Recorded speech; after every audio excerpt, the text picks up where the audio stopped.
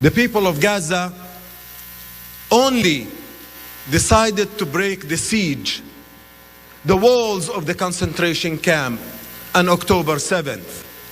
And yes, I was happy to see people breaking the siege and throwing down the shackles of their own land and walk free into their lands that they were not allowed to walk in.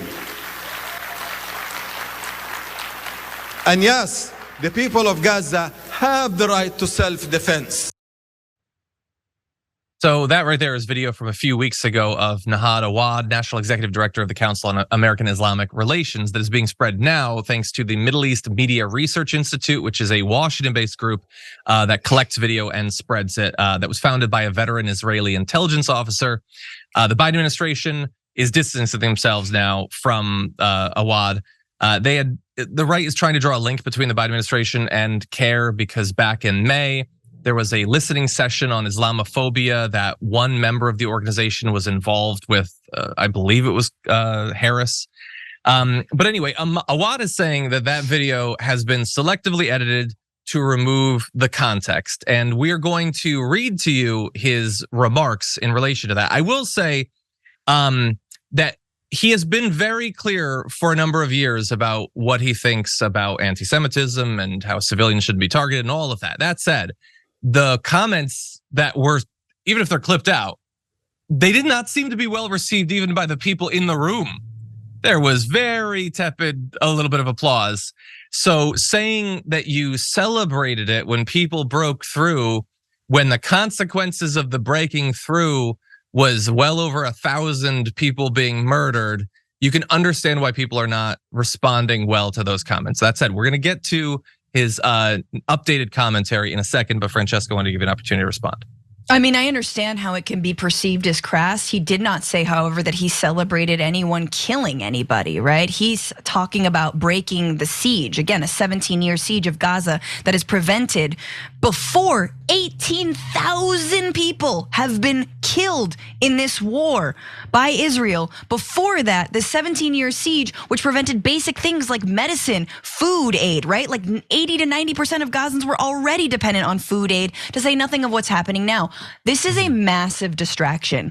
I understand, and we'll talk about his full comments. I understand that it might come across as crass, but it is true that the refugees who live in Gaza, they used to live just right over there in a city that is now named something completely different. They have the keys to the homes that they used to live into, but were pushed into Gaza in 1948 by a Zionist project, right? So like, yeah, have a little bit of context and empathy. Yes, empathy for the people of Gaza, not Hamas, right? Not the murder of civilians. So again, I really think this is a massive distraction at a time that this war is showing no signs of slowing down.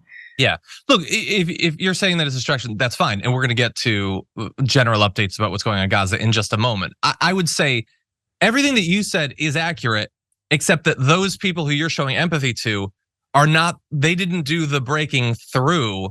So this is a bad opportunity, I think, to make that point. It's not like, and I was saying this in our production meeting, there was a generalized uprising and breakthrough, and then radical Hamas fighters took advantage of that and murdered over 1,000 people. That's what this was. The breakthrough was only for that to happen. It wasn't an unfortunate side effect. That's what the event was. And wanting there to be more justice, I think, I understand that, and I understand everything that you're saying about people being driven from their land and being utterly subjugated and everything. But this particular incident was not that. It was just breaking through to murder and kidnap civilians largely.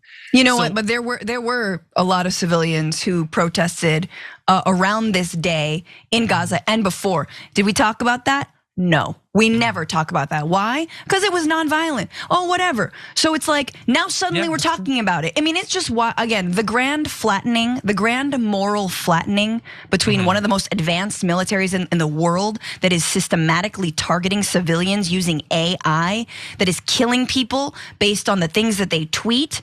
And the people of Gaza, who, yes, have a militant wing among them that, yes, targeted civilians, and yes, a lot of Israeli military officials as well. It's just like, I don't even, it's like, it is apples to oranges, John. I understand what you're saying. I am not celebrating. I just think that these comments are like, yeah, okay. And babies were left without incubators, dying, decomposing on beds in hospitals. Like, what are we talking about here? Yeah, you're 100%. I'm not interested in that moral flattening either. And you are 100% right. And I think that we've been very clear in our commentary that we oppose the near industrialized mass murder machine that is being run in no small part thanks to the assistance and technology of the United States that's being aided by AI, that even Elon Musk was talking about AI with the Israeli military. I guess that's how he's going to deal with the anti-Semitic brouhaha that he raised, was, I guess, helping more civilians to be murdered. But John, this is the point. I mean, we can talk about his comments, but this is the point. The point is for us to get distracted by this one man's comments.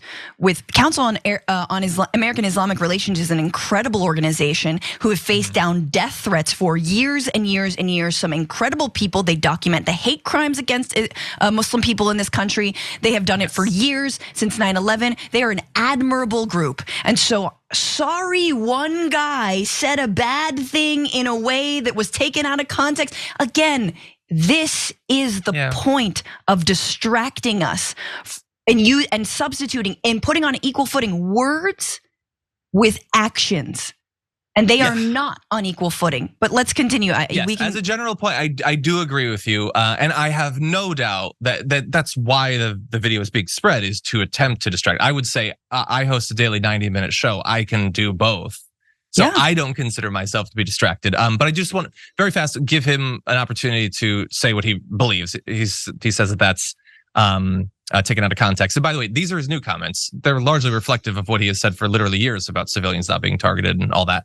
But he said, as I said, the hatred, the prejudice, the violence, the discrimination against Jews because of their faith or their life or their religious practices is a hateful mindset, behavior, and action. We as human beings, as Muslims, as Palestinians, see it as evil the way it is, and it should be condemned because anti-Semitism is a real phenomenon, a real evil, and it has to be rejected and combated by all people, regardless of their faith, tradition, ideology, or those people who have no ideology. It is an attack on humanity and should be clearly condemned by all people. The average Palestinians who briefly walked out of Gaza and set foot on their ethnically cleansed land in a symbolic act of defiance against the blockade and stopped there without engaging in violence were within their rights under international law. The extremists who went on to attack civilians in southern Israel were not. Targeting civilians is unacceptable, no matter whether they are Israeli or Palestinian or any other nationality, which I agree with. And there we go. What he's previously said. Yes, I would just say that work that into the original comment. I'm just saying, and again, that's why I pointed out the response from the crowd. They didn't seem to think that he had worded his thoughts well. Right, they were like, I hope we're saying something else. But again, it is true that there were people who were not engaged in some of that violence who did briefly break through, and that was symbolic and is incredibly important. And again, like we talked about prison gangs and Trump being the head of the prison gang. Gaza's a prison. Do y'all think that the head of the prison, what prison gang do you know is like cool on human rights, is like a dope prison? No, when you lock people in a place, guess what happens? The people who rise to the top of that prison, not good people. Does that mean all the prisoners should be mass murdered? No.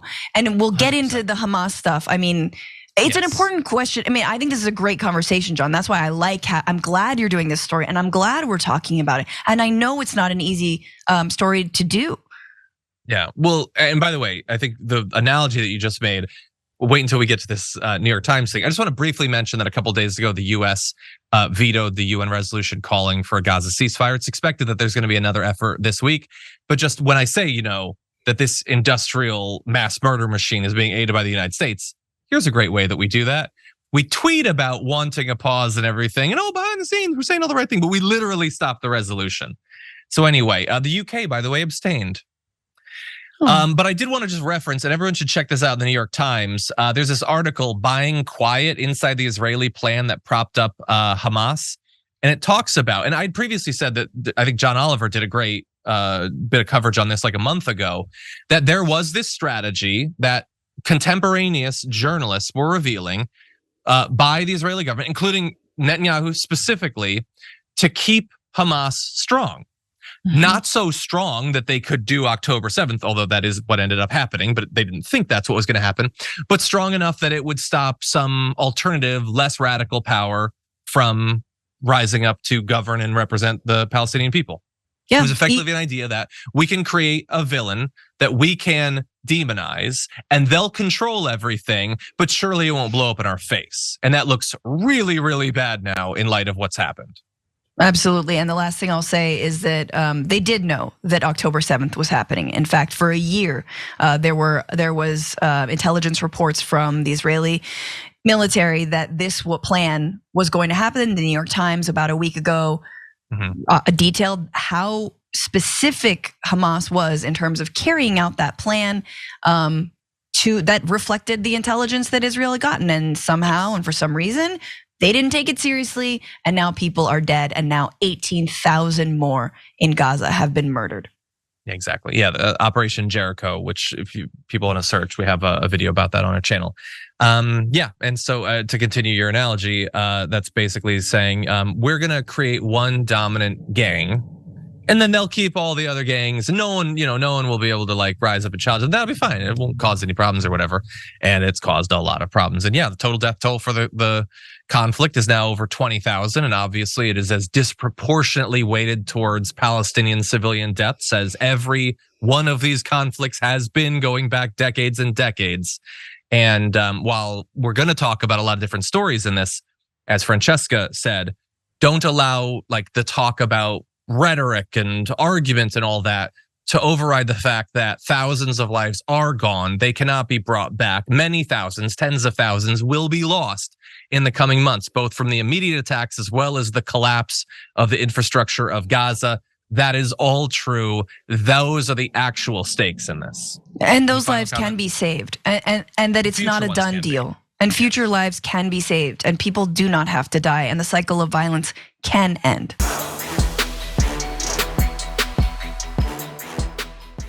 Check out the Damage Report podcast each day, wherever you get your podcasts, whether Pocket Casts or Stitcher or iTunes.